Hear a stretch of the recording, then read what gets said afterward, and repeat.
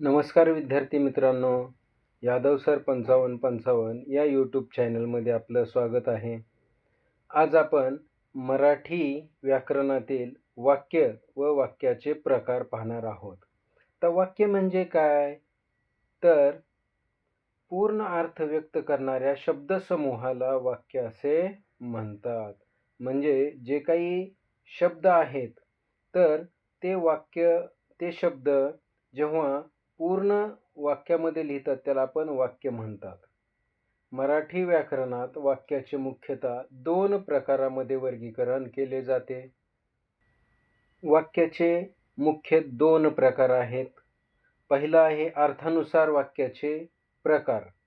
त्या प्रकारामध्ये त्याचे 8 प्रकार पडतात व रचनेनुसार वाक्याचे प्रकार 3 प्रकार पडतात. तर हे सर्व आपण एक पाहणार आहोत. अर्थानुसार वाक्याचे प्रकार पाहूयात अगोदर. अर्थानुसार वाक्याचे पहिला प्रकार आहे विधानार्थी वाक्य, दुसरा आहे प्रश्नार्थी वाक्य, तिसरा आहे आज्ञार्थी वाक्य, चौथा आहे उद्गारार्थी वाक्य, पाचवा आहे इच्छार्थी वाक्य, सहावा आहे संकेतार्थी वाक्य आणि सातवा आहे नकारार्थी वाक्य. पहिलं आहे विधानार्थी वाक्य. ज्या वाक्यात एखादे विधान किंवा माहिती दिलेली असते त्याला विधानार्थी वाक्य असे म्हणतात. उदाहरण पाहूयात आपण. राम शाळेत जातो. दुसरं उदाहरण आहे आज हवामान छान आहे. तिसरे उदाहरण आहे भारत हा कृषीप्रधान देश आहे. म्हणजे हे सर्व उदाहरणे जे आहेत ते विधानार्थी वाक्याची उदाहरणे आहेत. दुसरा प्रकार आहे प्रश्नार्थी वाक्य. आता या वाक्यावरूनच आपल्याला समजतं की याच्यामध्ये प्रश्न विचारलेले असतात. ज्या वाक्यात प्रश्न विचारले जातात त्याला आपण प्रश्नार्थी वाक्य असे म्हणतो. उदाहरण पाहूयात. तू कुठे जात आहेस? या ठिकाणी प्रश्न विचारलेला आहे. दुसरं उदाहरण पाहूयात. तुझे नाव काय आहे? तिसरं उदाहरण पाहूयात. आज सुट्टी आहे का? म्हणजे या ठिकाणी या उदाहरणामध्ये प्रश्न विचारलेले आहेत, म्हणजेच हे उदाहरणे सर्व प्रश्नार्थी वाक्याची उदाहरणे आहेत. तिसरं आहे आज्ञार्थी वाक्य. तर आज्ञार्थी वाक्य म्हणजे काय? तर सोप्या भाषेमध्ये आपण म्हणतो की एखाद्याला आज्ञा देणे. त्याची व्याख्या पाहूयात. ज्या वाक्यात आज्ञा, आदेश, सूचना किंवा विनंती व्यक्त केली जाते त्याला आज्ञार्थी वाक्य असे म्हणतात. उदाहरणे पाहूयात. शांत बस. या ठिकाणी शांत बसण्याची आज्ञा दिलेली आहे. दार बंद करा. या ठिकाणी सुद्धा दार बंद करण्याची आज्ञा दिलेली आहे. तिसरं आहे कृपया आत या. याच्यामध्ये सुद्धा आज्ञा दिलेली आहे. म्हणजे ही सर्व उदाहरणे आज्ञार्थी वाक्याची आहेत. चौथं आहे उद्गारार्थी वाक्य. ज्या वाक्यात आनंद, दुःख, आश्चर्य, राग, भीती इत्यादी भावना व्यक्त होतात त्याला उद्गारार्थी वाक्य असे म्हणतात. उदाहरणार्थ पाहूयात म्हणजे आपल्याला समजेल. वा, किती सुंदर दृश्य आहे. म्हणजे या उदाहरणामध्ये उद्गार चिन्ह दिलेली आहेत. दुसरं वाक्य पाहूया. अरे रे, माझे पुस्तक हरवले आहे. म्हणजे या ठिकाणी अरे रेच्या नंतर उद्गार चिन्ह दिलेलं आहे. त्यानंतर तिसरं उदाहरण पाहूयात. शब्बास, तू छान काम करतेस. म्हणजे या उदाहरणामध्ये उद्गार चिन्ह दिलेले आहेत. म्हणजेच ही सर्व उदाहरणे उद्गारार्थी वाक्याची आहेत. पाचवं आहे इच्छार्थी वाक्य. ज्या वाक्यात इच्छा, आशीर्वाद किंवा शुभेच्छा व्यक्त केल्या जातात त्याला इच्छार्थी वाक्य असे म्हणतात. म्हणजेच इच्छा जी असते ती दर्शवलेली असते. उदाहरणे पाहूयात आपण. देव तुला दीर्घायुष्य देवो. म्हणजे या ठिकाणी एक प्रकारे आशीर्वादच दिलेला आहे. एखाद्याला आशीर्वाद देताना असे उद्गार वापरले जातात. तुझे सर्व मनोरथ पूर्ण होवोत, म्हणजे हे सुद्धा आशीर्वाद दिलेलं वाक्य आहे. तू नेहमी आनंदी राहो, याच्यामध्ये सुद्धा या ठिकाणी शुभेच्छा, आशीर्वाद, इच्छा असे उदाहरणे इच्छार्थी वाक्यामध्ये येत असतात. 6वं आहे संकेतार्थी वाक्य. ज्या वाक्यात एखादा अटीवर दुसरी गोष्ट अवलंबून असल्याचे दर्शवले जाते त्याला संकेतार्थी वाक्य असे म्हणतात. म्हणजेच एखादी गोष्ट जर केली तर त्याच्या आधारावर दुसरी गोष्ट आधारित असते. उदाहरण पाहूयात.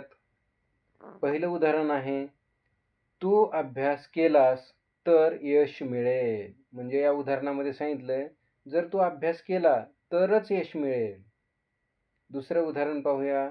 पाऊस पडला तर आपण घरी राहू. म्हणजे जर पाऊस पडला तर आपण घरीच राहणार आहोत. तिसरं उदाहरण पाहूयात. वेळ मिळाला तर मी येईल. म्हणजे मी कामामध्ये आहे, वेळ जर मिळाला तर मी येईल. म्हणजे ही सर्व उदाहरणे जी आहेत ते संकेतार्थी वाक्याचे आहेत. 7वं आहे नकारार्थी वाक्य. म्हणजे याच्यामध्ये नकार दर्शवला जातो वाक्यामध्ये. ज्या वाक्यात नकार व्यक्त केला जातो त्याला नकारार्थी वाक्य असे म्हणतात. उदाहरण पाहूयात आपण. मी आज शाळेत जाणार नाही. म्हणजे या वाक्यामध्ये नकार दर्शवलेला आहे, म्हणजे शाळेत जाणार नाही. दुसरं उदाहरण पाहूयात. तो घरी नाही. याच्यामध्ये सुद्धा नकार दर्शवलेला आहे. तिसरं उदाहरण. आम्हाला ही गोष्ट मान्य नाही. म्हणजे या ठिकाणी जी गोष्ट आहे ती मान्य नाही, म्हणजे नकार दर्शवलेला आहे. तर ही सर्व उदाहरणे नकारार्थी वाक्याची आहेत. वाक्याचा मुख्य दुसरा प्रकार आहे रचनेनुसार वाक्याचे प्रकार. तर रचनेनुसार वाक्याचे 3 मुख्य प्रकार पडतात. साधे वाक्य, संयुक्त वाक्य आणि मिश्र वाक्य. तर आपण एक एक करून हे प्रकार पाहणार आहोत. साधे वाक्य. ज्या वाक्यात एकच उद्देश आणि एकच विधेय असते त्याला साधे वाक्य म्हणतात. म्हणजे या ठिकाणी उद्देश एकच आणि विधेय एकच असते. पाहूयात आपण. उदाहरण म्हणजे समजेल. सीता गाणे गाते. म्हणजे याच्यामध्ये उद्देश एकच आहे आणि विधेय एकच असते. पक्षी उडतात. म्हणजे याच्यामध्ये सुद्धा एक साधंच वाक्य आहे. तिसरं उदाहरण पाहूयात. मी पुस्तक वाचतो. तर ही सर्व साधे वाक्य आहेत. दुसरा प्रकार आहे संयुक्त वाक्य. तर संयुक्त वाक्य म्हणजे काय? तर ज्या वाक्यात 2 किंवा अधिक स्वतंत्र वाक्य आणि पण किंवा म्हणून इत्यादी उभयन्वयी अव्ययांनी जोडलेली असतात त्यांना संयुक्त वाक्य असे म्हणतात.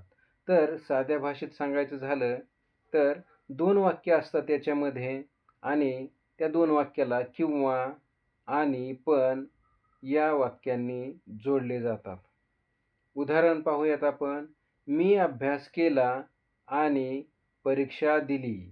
या ठिकाणी या वाक्यामध्ये आणि हे उभयन्वयी अव्यय आलेलं आहे. दुसरं उदाहरण पाहूया. तो आला पण थांबला नाही. आता या वाक्यामध्ये सुद्धा पण जे आहे ते उभयन्वयी अव्ययाने जोडलेलं आहे. तिसरा मुख्य प्रकार आहे मिश्र वाक्य. ज्या वाक्यात एक मुख्य वाक्य आणि एक किंवा अधिक गौण वाक्य असतात त्याला मिश्र वाक्य असे म्हणतात. म्हणजेच याच्यामध्ये सुद्धा 2 वाक्य असतात. उदाहरणे पाहूयात. जो मेहनत करतो तो यशस्वी होतो. म्हणजे एक वाक्य आहे जो मेहनत करतो तिथपर्यंत आणि दुसरं वाक्य आहे तो यशस्वी होतो. दुसरं वाक्य पाहूयात.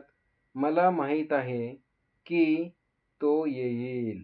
म्हणजे याच्यामध्ये सुद्धा 2 वाक्य आहेत. तिसरं उदाहरण पाहूयात. जे विद्यार्थी अभ्यास करतात तेच यशस्वी होतात. म्हणजे याच्यामध्ये सुद्धा 2 वाक्य आहेत, म्हणजे त्याला आपण मिश्र वाक्य असे म्हणतो. तर ही वाक्याची प्रकार आहेत. तर हा व्हिडिओ आवडला असल्यास सर्वांनी सबस्क्राईब करा,